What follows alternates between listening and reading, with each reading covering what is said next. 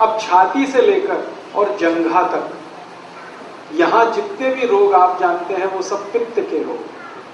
Gas बनना, acidity होना, hyper acidity होना, अल्सर होना, पेप्टिक अल्सर होना, खाते समय मुंह में पानी आना या मुंह का पानी बिल्कुल सूख जाना, बार बार डकार आना, खट्टी डकारें आना, हिचकियां आना, ये सब पित्त की समस्याएं हैं, पित्त के रोग।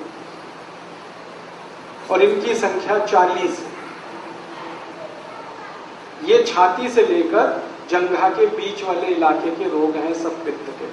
किडनी खराब होना, लीवर खराब होना, किडनी में स्टोन होना, लीवर में सूजन होना, ये सब पित्त की समस्याएं हैं। और खराब रोगों के नाम बताऊं, जॉन्डिस होना, पीलिया होना, हेपेटाइटिस होना, ये सब पित्त के रोग हैं, पित्त की समस्याएं। कई तरह के बुखार, पित्त की समस्याएं। अब आपको जिंदगी भर एक ही चीज ध्यान रखनी है कि वात, पित्त, कफ तीनों संतुलित रहें आपके, तो आप रोगी नहीं हो सकते। तो आपको करना क्या है? वात, पित्त, कफ तीनों को संतुलन रखने के लिए महर्षि वाग्भट के कुछ सूत्र याद रखने और याद रख के उनको जीवन में पालन करना है। पहला सूत्र है उनका, खाना खाने के बाद कभी भी पानी नहीं पीना। ये पहला सूत्र। खाना खाने के बाद कभी भी पानी नहीं पीना। सूत्र को उन्होंने लिखा है जिस तरह से वो मैं बताता हूं। ये मैंने भाषांतर करके बोल दिया आपको, खाना खाने के बाद पानी नहीं पीना। महर्षि वाग्भट ने ऐसे नहीं लिखा, उन्होंने लिखा है भोजनांते विषम वारी, ऐसे लिखा। भोजनांते माने भोजन अंते, भोजन अंते माने भोजन के अंत में, विषम, विषम माने विष के जैसा, वारी, वारी माने पानी, भोजन के अंत में पानी विष के जैसा है, ये है सूत्र। मतलब भोजन के अंत में पानी ना पिए, मैंने सरल कर दिया उसको। अब क्यों ना पिए? कारण उसका एक है कि हम जब खाना खाते हैं, खाना सारा पेट में इकट्ठा होता है, एक स्थान है उसको जठर कहते हैं। जठर स्थान पे खाना जब आता है तो अपने आप अग्नि जलती है, उसको जठर अग्नि कहते हैं। खाना खाते ही पेट में अग्नि है, वो जठर अग्नि है। अग्नि जलती है तो खाना पचता है, अग्नि नहीं जलती तो खाना नहीं पचता। तो आपने खाना खा लिया, पेट में अग्नि जली, अग्नि ने जैसे ही जलना शुरू किया आपने पानी पी लिया और खूब ठंडा पानी पी लिया, चिल्ड वाटर, फ्रिज से निकाल के बोतल गटक लिया। अब क्या होगा? अग्नि बुझ गई। अग्नि बुझ गई तो खाना नहीं पचेगा, तो खाना सड़ेगा और सड़ा हुआ खाना 103 बीमारियां पैदा करेगा। सबसे ज्यादा बीमारियां इसी में आती हैं। इसलिए वाग्भट जी ने पहला सूत्र ये लिखा, भोजनांते विषम वारी, खाने के बाद पानी नहीं पीना। दूसरा नियम है, पानी जब भी पिए घूंट भर के पिए, सिप करके पिए। जैसे चाय पीते हैं, जैसे कॉफी पीते हैं, गर्म दूध पीते हैं, ऐसे पानी पिए। ऐसे कभी भी पानी ना पिए, गिलास लगाया और लगातार पिया, ये गलत तरीका है। पानी पीने का तरीका है, एक घूंट पिया, थोड़ी देर रुकें, एक घूंट पिया, फिर रुकें, फिर पिया, फिर रुकें, फिर ऐसे पानी पिया। इसका क्या लाभ है? मुंह में आप जानते हैं लार बनती है। ये लार जो है ना, पेट के तेजाब को शांत रखती है। पेट का जो तेजाब है ना, वो एसिडिक है विज्ञान की भाषा, और मुंह की लार जो है वो एल्कलाइन है, क्षारीय है। तो ये क्षार है, यहाँ अम्ल है, अम्ल और क्षार मिले तो एक दूसरे को न्यूट्रल करते हैं।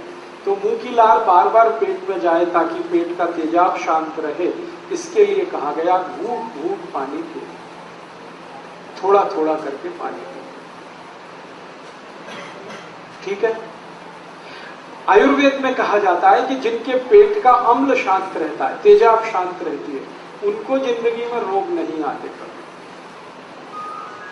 अम्लता अगर आपकी शांत है, एसिडिटी, कोई रोग आने की संभावना नहीं। दुनिया के सारे खराब रोग जैसे कैंसर, जैसे डायबिटीज, जैसे ब्लड प्रेशर बहुत तेज होकर हार्ट अटैक आना, ब्लड प्रेशर बहुत ज्यादा बढ़कर ब्रेन हेमरेज हो जाना, ब्लड प्रेशर बहुत ज्यादा बढ़कर पैरालिसिस हो जाना, ये सब खराब बीमारियां एसिडिटी से शुरू होती है।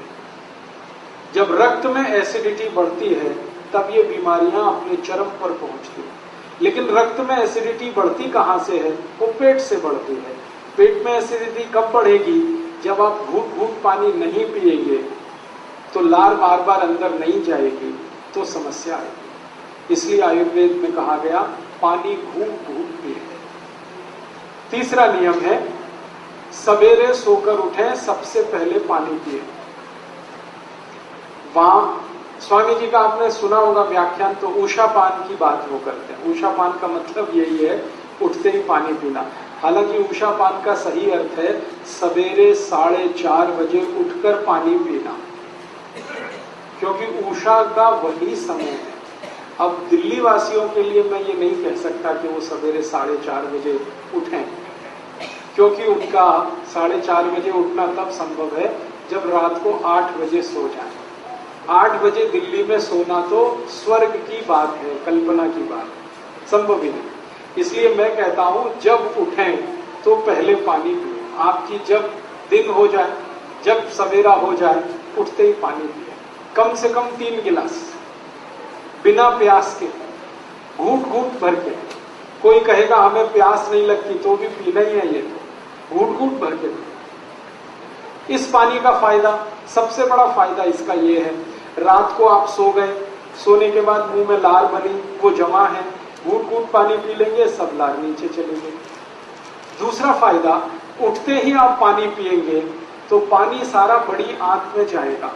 बड़ी आंत में मल फंसा रहता है, लार्ज इंटेस्टाइन में, तो मल को बाहर निकालेगा।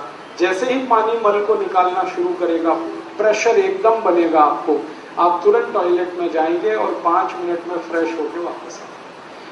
तो आपको मैं जो समझाना चाहता हूं वो ये कि शरीर ठंडा मत होने दीजिए, इसको गर्म रखिए। तो ठंडा शरीर ना हो इसके लिए ठंडा पानी मत पीजिए, नहीं तो क्या होगा, ठंडा पानी बार बार पीते रहेंगे, शरीर में तकलीफें शुरू होंगी। उसकी सबसे बड़ी तकलीफ क्या होती है कि जब बहुत ठंडा पानी आप पी लेते हैं तो शरीर का जो पेट है वो पानी को गर्म करता है।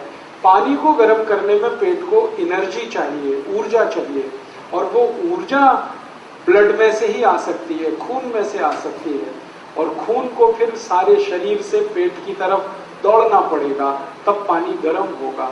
शरीर का सारा खून पेट में जाने लगे तो बाकी अंगों को खून की कमी पड़ जाएगी, और वो खून की कमी हमेशा के लिए कोई डैमेज कर जाएगी। इसलिए आयुर्वेद कहता है कभी भी ठंडा पानी गलती से भी ना पिए।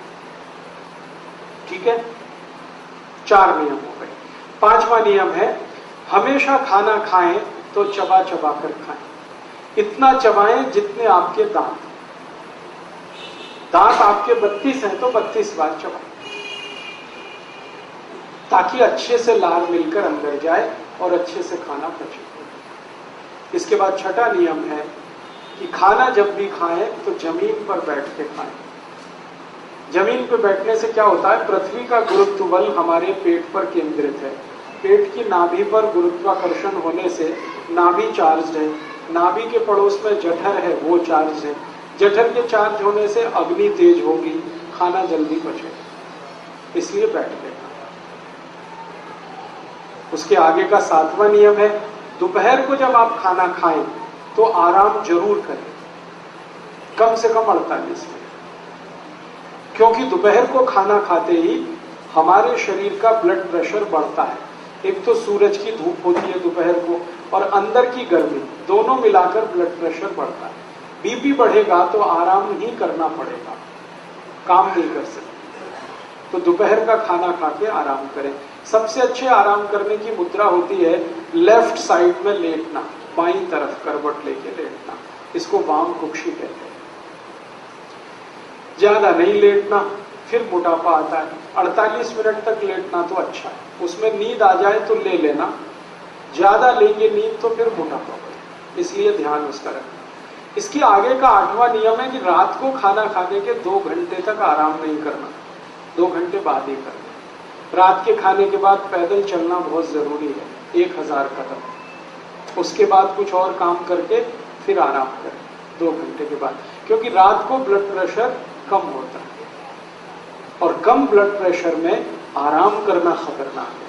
ऊंचे ब्लड प्रेशर में, हाई बीपी में काम करना खतरनाक है, लो बीपी में आराम करना खतरनाक है। तो इसलिए रात को 2 घंटे बाद आराम करें, दोपहर को तुरंत आराम करें।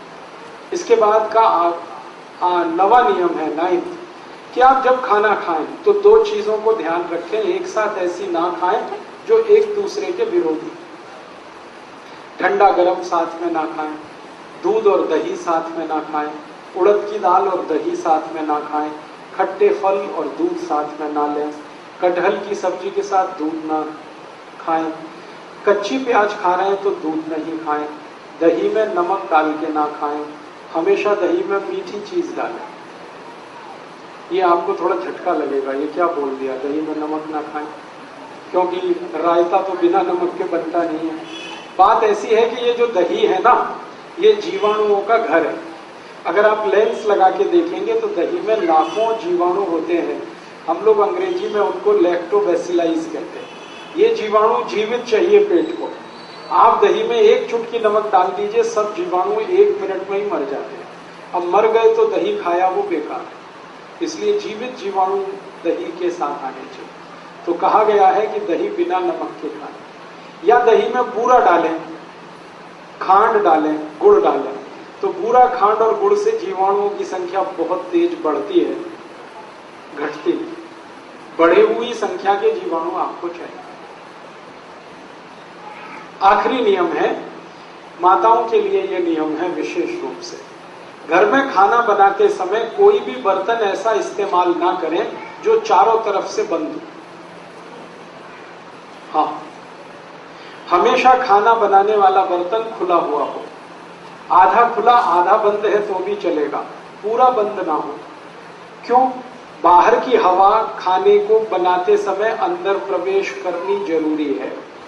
भागवत जी ने कहा कि भोजन को पकाते समय सूर्य का प्रकाश या पवन का स्पर्श, दोनों में से कोई एक चीज आवश्यक है।